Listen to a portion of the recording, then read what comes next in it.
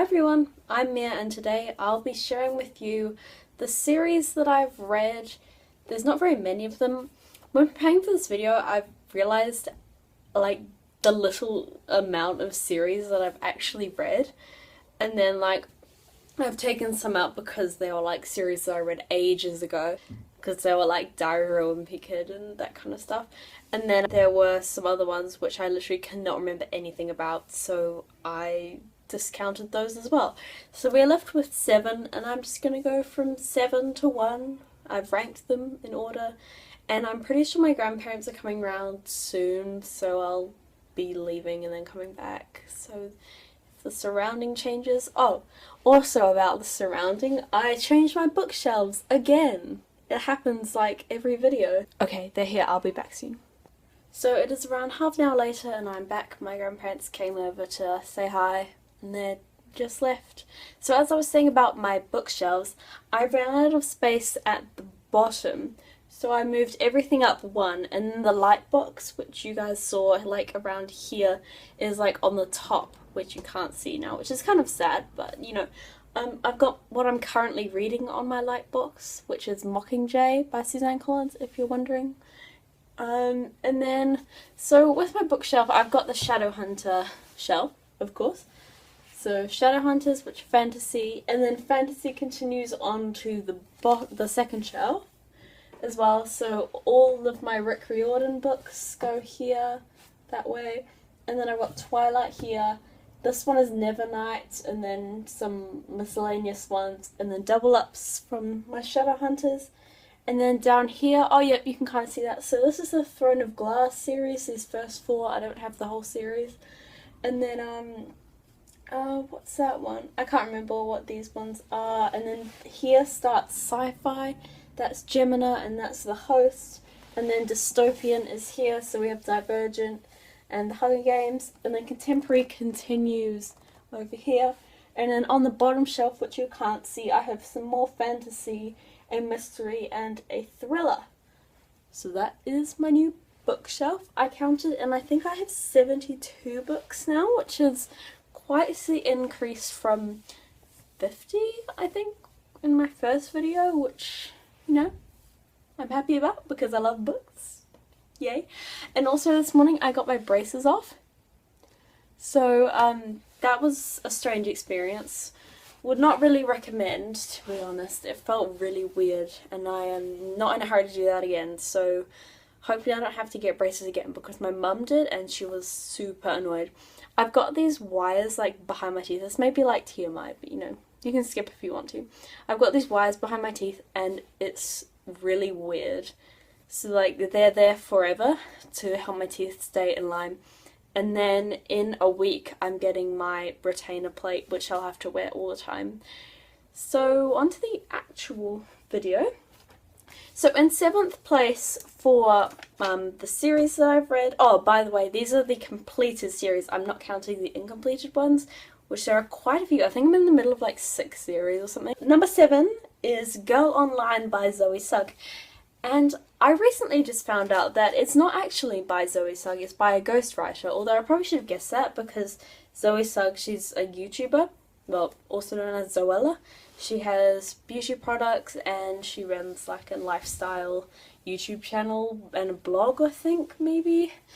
And it's actually ghostwritten by Siobhan Kerman, I think. And this book is about Penny, who runs a blog called Girl Online. And she like writes everything about it down in this blog, but no one knows who she is. I think she goes by the pseudonym Girl Online. And then she and her best friend, I want to say his name is Elliot, it's been a while, they go to New York and meet this guy called Noah. And as you can probably guess, Penny and Noah fall in love and it's really cute and stuff.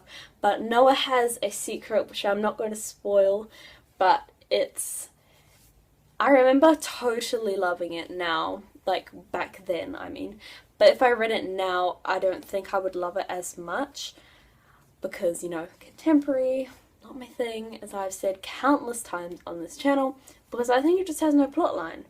And I don't think that one had much of a plotline. It's very generic, like, you know, that classic female protagonist in like all YA. It's like, oh, I'm so quirky and shy, and then this guy comes up and he's like amazing and stuff. You know, that's what that is. There are 3 books in the series. They are Girl Online, Girl Online on Tour, and Girl Online going solo. In place number 6 is The Hero Agenda / Powerless duology is what I call it, by Tera, Lynn and Tracy Deebs. I had to Google that because I was not sure. It's been a hot minute since I read this series, but it was really good. I had low expectations because it's about superheroes and it's really not my thing, but I really, really enjoyed it. So it's about Kenna, who is normal. She is a human in a superhero society. So there's the superheroes and then there's the villains. But her mum, Kenna's mum, is like really smart, so she works for the superheroes, but she's a human, so normally like the humans don't intermingle with anyone. So then Kenna is forced to live in the superhero world with her as well, and her dad has died before this, so she doesn't have a dad. So villains break into the lab where Kenna likes to chill out and she like makes potions and things, and she has been taught all her life that villains are bad, do not trust them, and then they save her life. So this leads her to question everything she's ever really taught, and then she goes with the villains on this epic quest to free someone who has been trapped, and it is just amazing. The ending of the first book was so well done. It was like the most epic plot twist, and then the start of the second book, it like fixed it all out and it was great. So there are 2 books in the series. There are Powerless and Relentless, and I actually didn't realise, but Tera Lynn Childs, she wrote a series that I really, really liked when I was really young, and I think it's something to do with like Forgive My Fins or like some mermaid thing. I think I read it twice, and it was a vibe when I was young. That must have been like my first ever fantasy read or something, just like thinking about it now. Maybe that was what got me into fantasy, like. Wow. So position 5 is the Water Song series, I think it's called, by Amanda Hocking. Now this is a 4-book series made up of Wake, Lullaby, Tidal, and Elegy. I'm not sure if that's in the right order, but there'll be pictures. So these new girls have entered the town. Their names are Pen, Lexi, and Thea, and they're so beautiful. They've got boys like walking after them and stuff, and they're kind of unlike anyone else in the town. Everyone is looking at them, and they want this girl called Gemma? Yeah, Gemma is her name. They are interested in her, and she's like she's like, oh my god, I'm like in this group, you know. And Gemma is in love with her neighbour Alex, and one day she's out swimming because she's an epic swimmer, and Pen, Lexi, and Thea like invite them into their cave area, and they drink and party and stuff, and then she feels a bit groggy and sick and almost drowns in the water, and she washes up on the sea. And the next thing she knows, Gemma is stronger, faster, and more beautiful than she has ever been.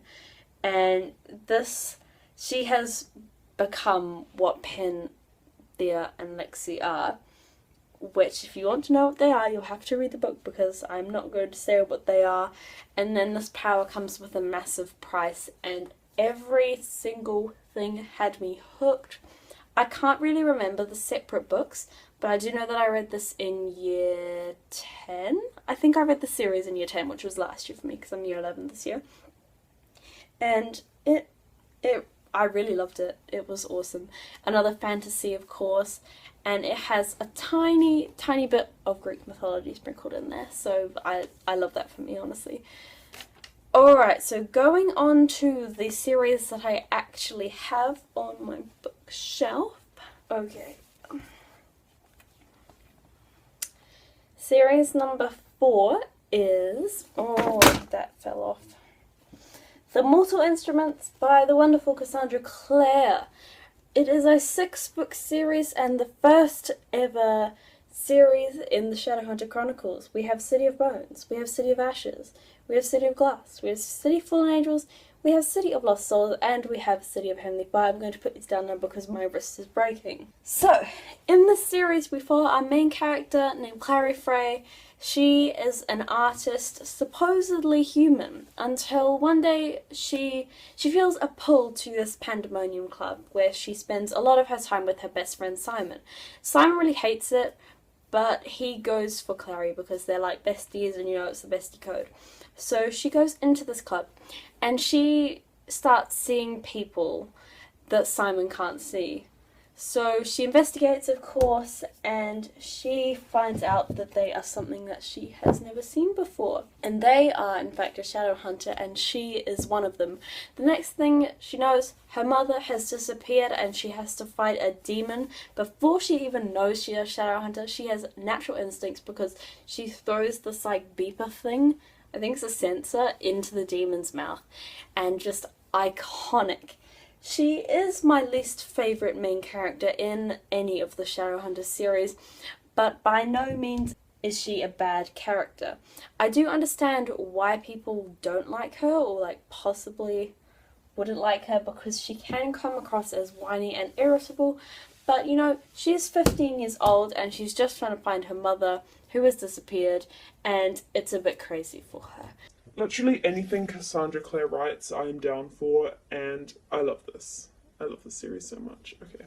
So we're getting into the top 3 now. So in third place we have The Infernal Devices.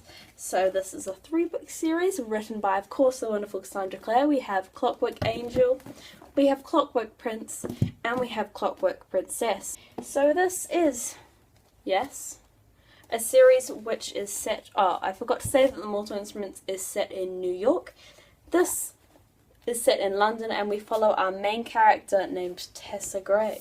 That's what she looks like. And she's living in America, but then her aunt who she is living with dies, so then she goes to live with her brother who is living in London. And when Tessa gets there, she is captured by these 2 sisters who force her to use her magic, which she doesn't really understand. And then 2 shadow hunters named Jem and Will bust her out of this prison, and then she lives with them and learns the art of fighting demons as well as getting closer to Will and Jem. This series is everything. It is so, so good. Oh, it's also historical fiction set in 1878 during the Victorian era, I believe. And it's just amazing. Like, normally I don't really like historical fiction because I just find it old.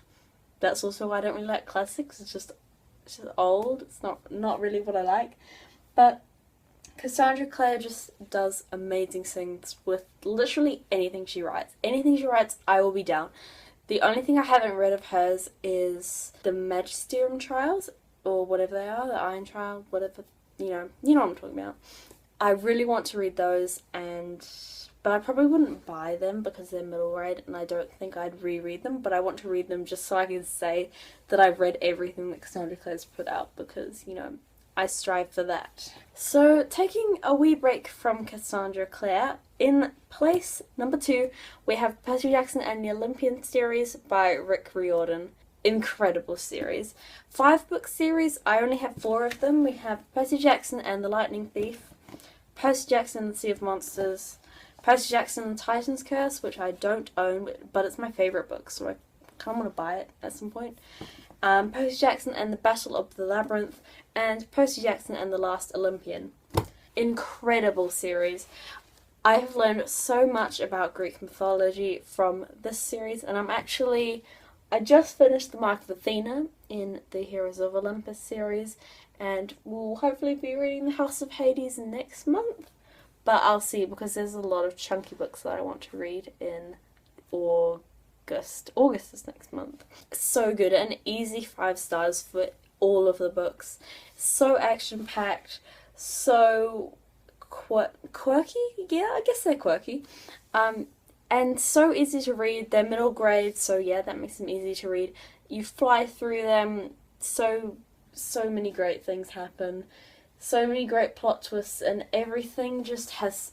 In the last book, there is such a satisfying ending. It's just everything comes together perfectly. And then when I read the last page, I was really sad because I did not want it to end. And then I realised that they are the Heroes of Olympus series, and Percy Jackson's story does not end there. And he's great. My favourite character would probably be Percy or Annabeth. I don't know, I just love them. Love them so much. And the moment you've all been waiting for. My favourite series. Dun dun dun dun dun dun. The Dark Artifices by the wonderful Cassandra Clare. So we have Lady Midnight, we have Lord of Shadows, and we have Queen of Air and Darkness. This series is so amazing. We follow Emma Carstairs, who lives in the Los Angeles Institute with her parabatai Julian Blackthorn. And Julian is like the father figure in his family because after his father died in, what was it called? The Dark War, I think they called it. Julian has been left to take care of all of his siblings. There are twins, Tiberius and Livia, Drusilla and Octavian, so he has to take care of them. And a parabatai, which is what Emma and Julian are, they are shadow hunters sworn to always be at each other's side. They are always there for each other. They work better together than alone. And they decided to become parabatai really young. Like, I think they were 12, and it was right after the war happened. But parabatai can never fall in love. It's just amazing. The conclusion is so good. And if you didn't already know, which I've mentioned like a lot of times on this channel, this was the first Shadowhunter chronicle that I ever read, and it got me hooked in. And this isn't even the one you're meant to read first. You're meant to start with City of Bones, but I didn't. And there are some spoily kind of details in that, but you can do what I did, and you can read that one first. I'm pointing to Lady Midnight, by the way. And as well as Emma and Julian, we have people that are being turned up murdered in the same way that Emma Carstairs' parents were murdered. She has been working for years to try and figure out who murdered them, and she might finally have a lead of these people turning up in the same manner as her parents died. So thank you to each and every one of you for watching this video. Don't forget to like and subscribe. Comment down below if you've read any of these series, particularly like the ones that aren't the Shadowhunters or the Percy Jackson. So there was the Wake, Water Song series, the Powerless duology, and the Girl Online series, because I haven't really heard much talk about them.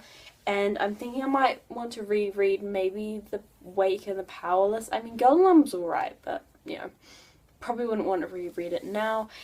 And just, you know, talk to me in the comments. I'm quite a lonely gal. Thank you so much, and I guess I'll see you in the next video. Bye!